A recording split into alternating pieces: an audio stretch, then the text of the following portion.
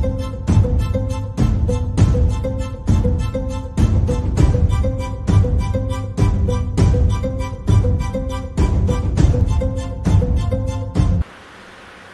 fidèles téléspectateurs, bonjour mes très chers internautes de Congo Expérience TV. Bienvenue dans notre chaîne Congo Expérience TV, une chaîne d'actualité, une chaîne à la page précisément en Sud, dans la ville de Bourbon. Votre chaîne Congo Expérience précisément, les abonnements sponsorisés par elle, la maman Bibi Chempoy, les managés par le président Professeur Moudjani. Elle est bien cette émission est présentée par moi, votre simple journaliste, l'artiste Chamala Mista Bissonabissi. J'espère que vous déjà dans un plateau de ce compagnie avec l'invité. Au déjà, je vais vous dire que c'est Eric Katamba. Vous avez la Bissou, Union Stabilo en général, avec votre émission à la génération, une émission éducative, une émission à qui on doit parler de ce qui concerne la génération consciente. Je suis avec mon invité à qui je tourne précisément pour lui dire bonjour. Bonjour Grand Art, bonjour mon artiste Chamala. Bonjour à tous les téléspectateurs. Aussi bonjour à Madame Bibiche derrière la caméra. Merci beaucoup, M. Eric Katamba, donc déjà dans le Camille. Je veux dire un grand merci à toute l'équipe forte et solide de cette compagnie ce jour. Merci beaucoup. Derrière la caméra, c'est elle. Il y a d'abord la matrice chaîne là, à Simou derrière la caméra. DBC pour autrement dit P52, la patronne, Motemaya, président province. M. Eric Katamba, de l'autre yeux, la plateau la Bissau à la génération. Déjà, on va comprendre déjà à la génération. Notre sujet est autour de la jeunesse de cette génération. Alors, maintenant, il y a un débat très important. Je vais débattre avec vous concernant cette génération. Moi, je l'appelle une génération consciente. Au bas de tout, mais il y a un but de nous unir ça là, dans le monde de l'année.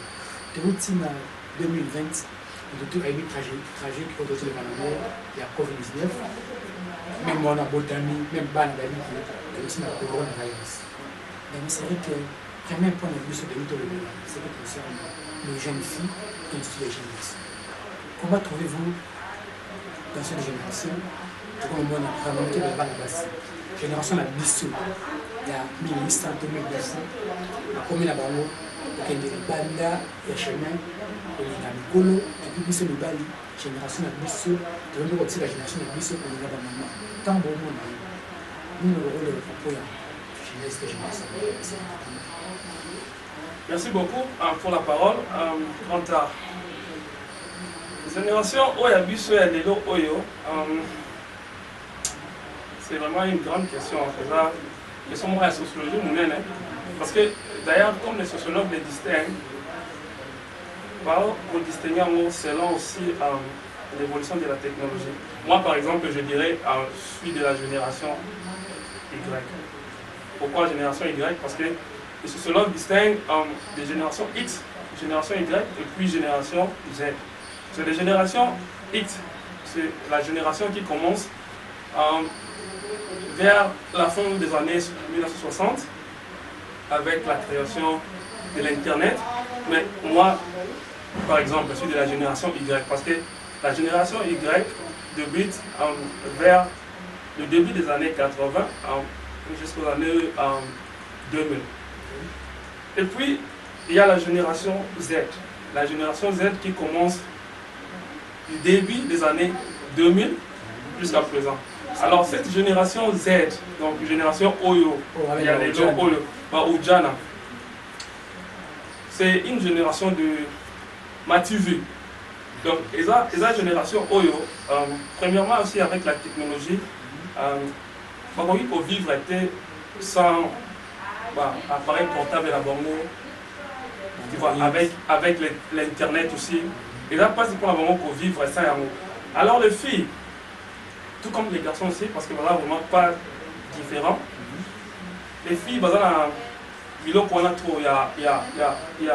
y a pour ça là, oh, à Salagi Kuna, les gars, ma photo n'a pas internet, avec combien de likes, tu vois.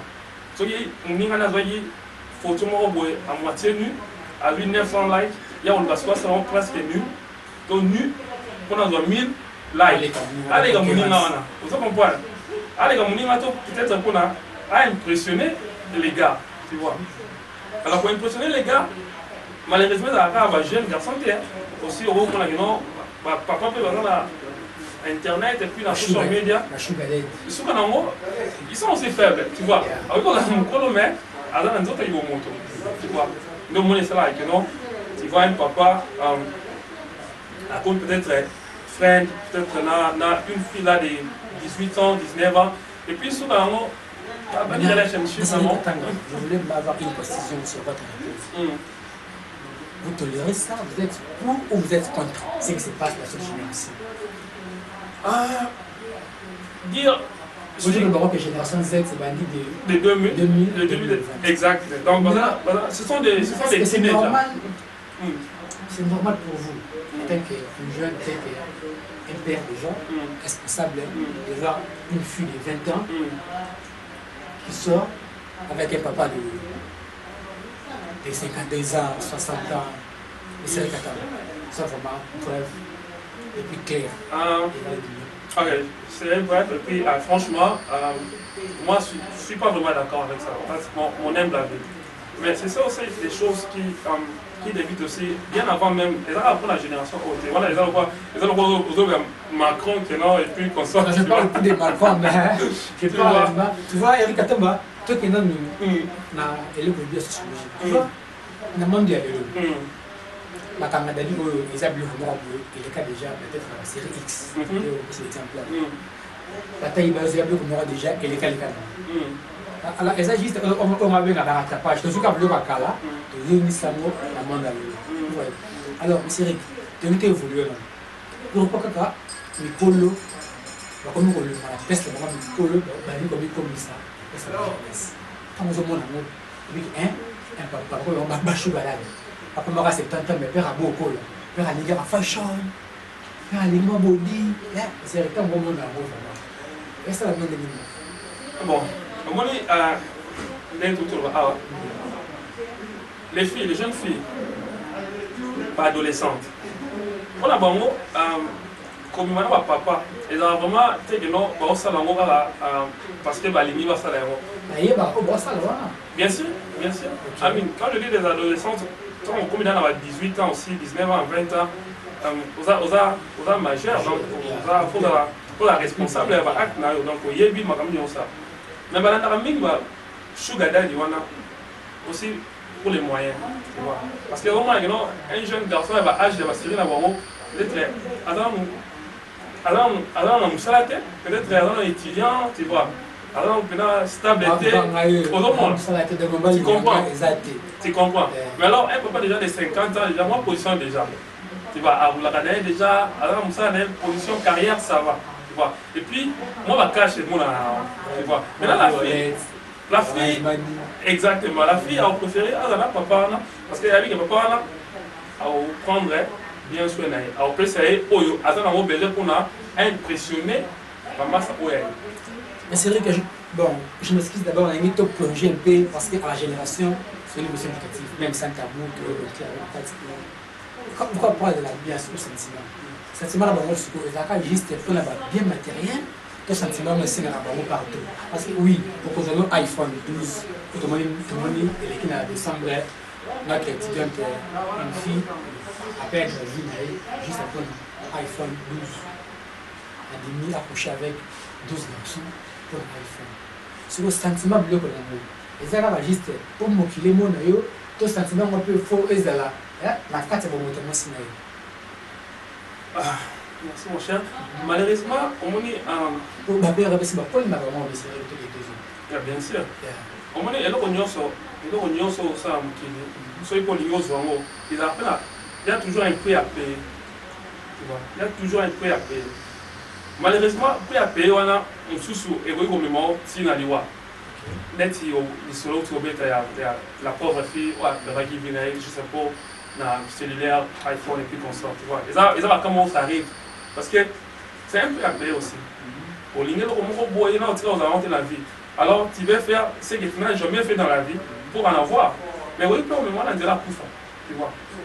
Et oui, pour le moment, on faut commencer à avoir n'importe quoi, tu vois. Donc, et là, on va ça la rendre parce que, ligne, comme je disais, ça, pour impressionner le monde, pour impressionner le monde, impressionner ma fille, et puis qu'on se... Donc, comme je disais, c'est une génération de maturité. On a bien Gucci, on a vu que non, on a un iPhone, il y a un Samsung, il y a un brand new iPhone, et vous avez invité ceux qui ont un iPhone, il y a un Samsung, ceux qui S20, S25, on doit comprendre. Alors, on va impressionner, on impressionner par mon aïe. Et non, on a Facebook, on a Instagram, on a Koto, on a Gucci, on a tu vois, c'est ça les grands problèmes. Merci beaucoup, M. Eric Katamba. Nous vous souvenons que nous sommes dans votre chaîne, notre chaîne Congo Expérience Officielle TV, donc la chaîne Moramboui. Nous allons là, nous allons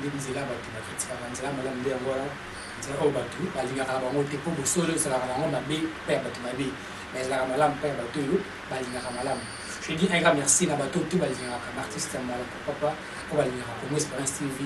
Vous s'abonner toujours, vous aimer, vous ça la commentaire. Ouais, ma vie, de quoi améliorer. Ouais, ma lame, on peut s'amuser toujours un plus de évoluer.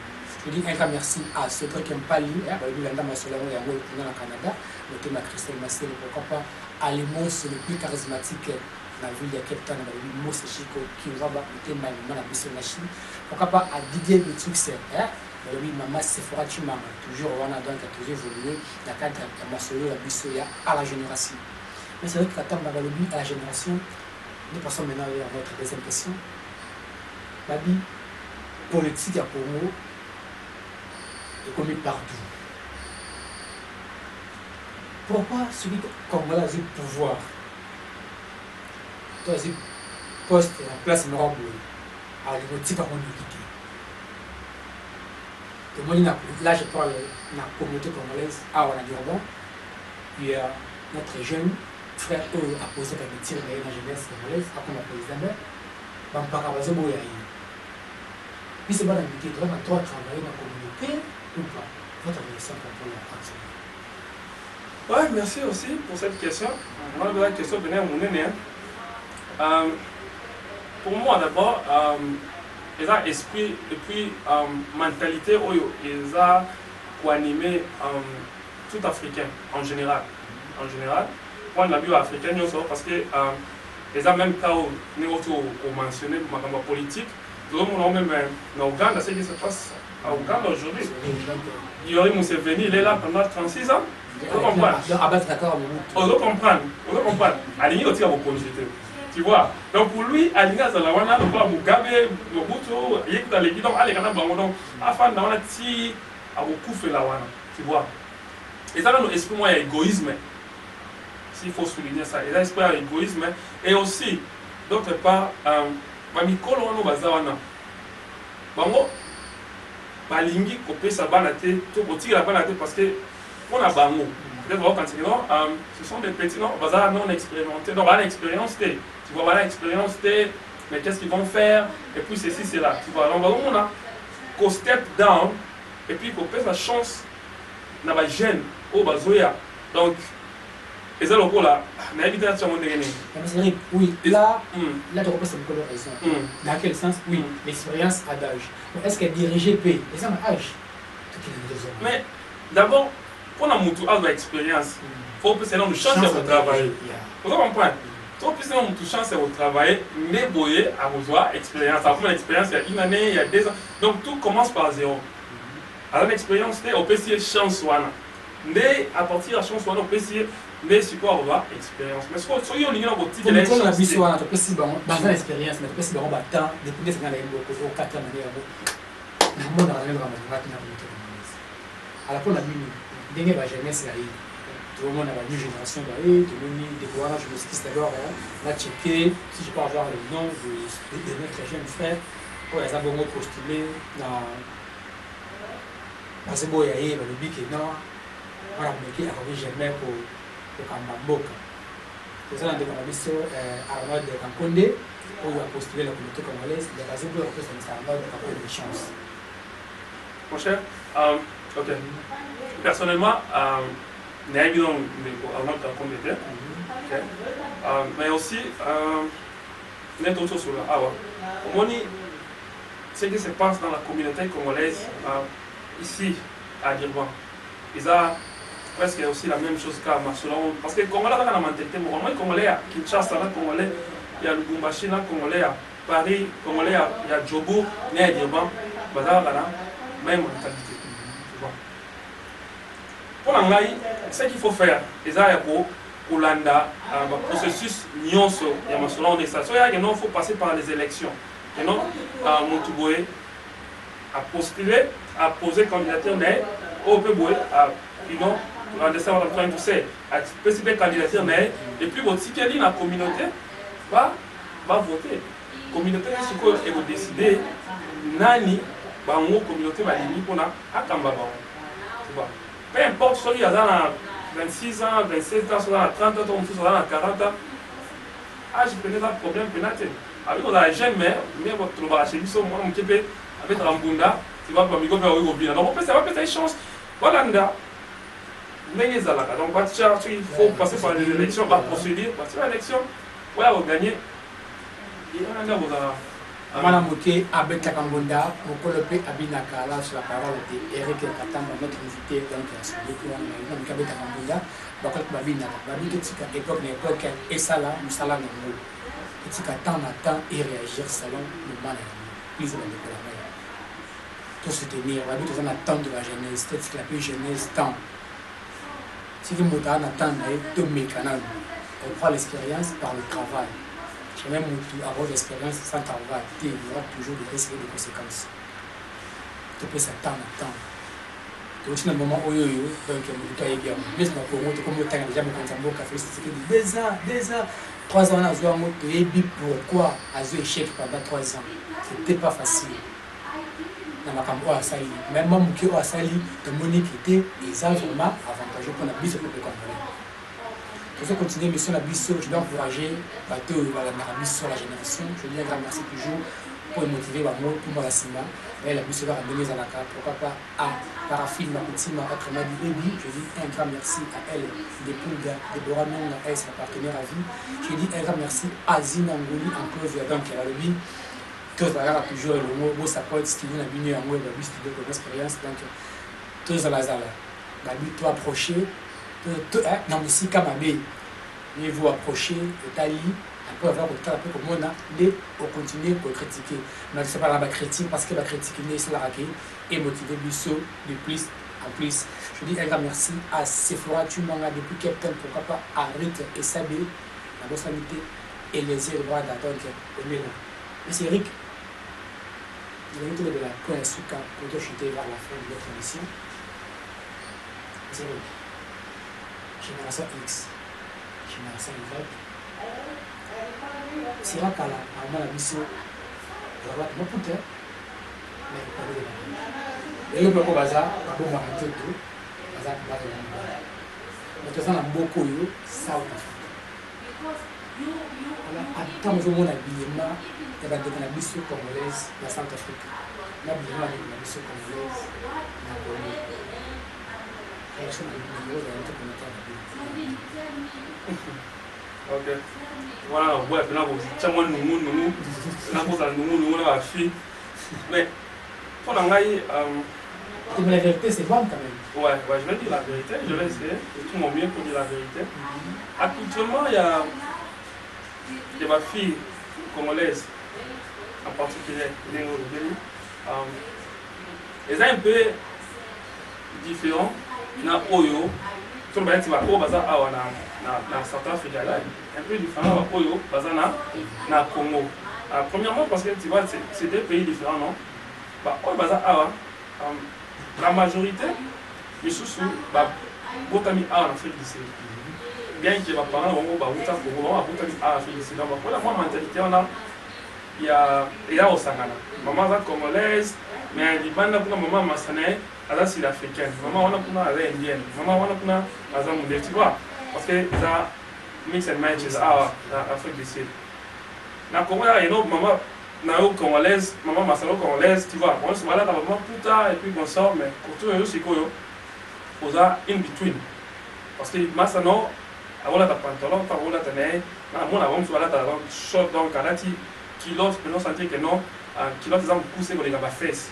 donc kilote nous pousse les gars parce que on a dit non la mère non la type pantalon qu'on a dit bon manteau parce que on a dit kilote oyo nous autres nous en fait c'est les qui kilote dans là ils ont compris on va c'est ça libanais tu vois et là juste parce que et là au besoin mon a conseil ils attendent que non on a la santé d'abord comme on dit il faut respecter les mesures barrières c'est vrai moi face mask sanitize social distancing mon égal devant niveau un grand terme artiste donc 1,50 m moi distance on est ça la moins parce que virus oyo pandémie oyo les autres vraiment assuré donc tous allons bien avant que tout le monde comme la crise et puis qu'on sort tous allons santé non ils bien parce que quand on santé ça bien au yo ça ma camion sur au ligne et puis mes dédicaces aussi mes salutations n'a téléspectateurs dans l'union sort et puis ma femme Mixer Mouchila Katamba comme je disais après vous fêter l'anniversaire hier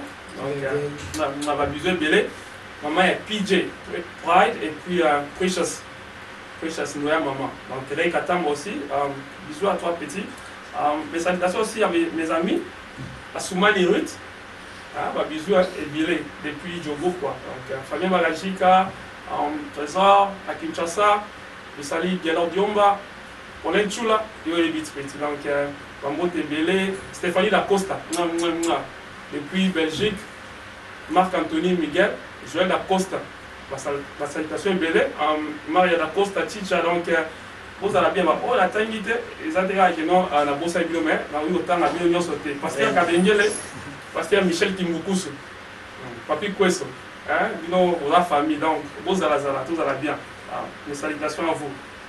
Tous allez bien de ma part pour terminer cette émission. Je dirais à toute la communauté congolaise, donc cette année, s'il y aura des élections, votons tous notre jeune Armand Kapondi. La bibliothèque des jeunes, je dois soutenir un jeune pour l'évolution, il a multiplié sa chance dans les jeunes pour aller. Donc, il y a le but Armand Kapondi, donc, biso tout, ma papa, ma maman, tout à l'heure, le roi, à moi, sa jeune. Oh, t'es ma jeune, elle est là, ça va aventurier, ma jeune, elle est là, distraction, t'es. C'est que vous venez jeune, c'est-à-dire qu'à Tali, à mon les communautés congolaises, donc, et là, ils ont la moitié. T'as la bataille, les PC communautés congolaises, il y a des aventuriers, il y a des aventuriers, il y a des aventuriers, il y a donc c'est toujours condoléances dans le but étant que la jeune d'une génération hier et puis l'artiste Samatikali Simaté dans son expérience il a dit que tout soutenir Arnaud Kamponde tout peut sa jeune avoir la chance. Maman, merci à vous les très chers téléspectateurs pourquoi pas à tous chers abonnés auteur Rouge Johanna pour s'abonner. S'il y a des remarques, abonnez-vous massivement. Donc, vous abonnez parce que sur le Bolingo, vous avez la nouveauté, vous abonnez. Et puis, juste un mot avant de terminer, si vous permettez. Donc, Nabino, jeune fille, jeune garçon, comme je disais, génération où Abino est mature. Donc, il faut avoir la conscience pour vous distinguer le bien et le mal.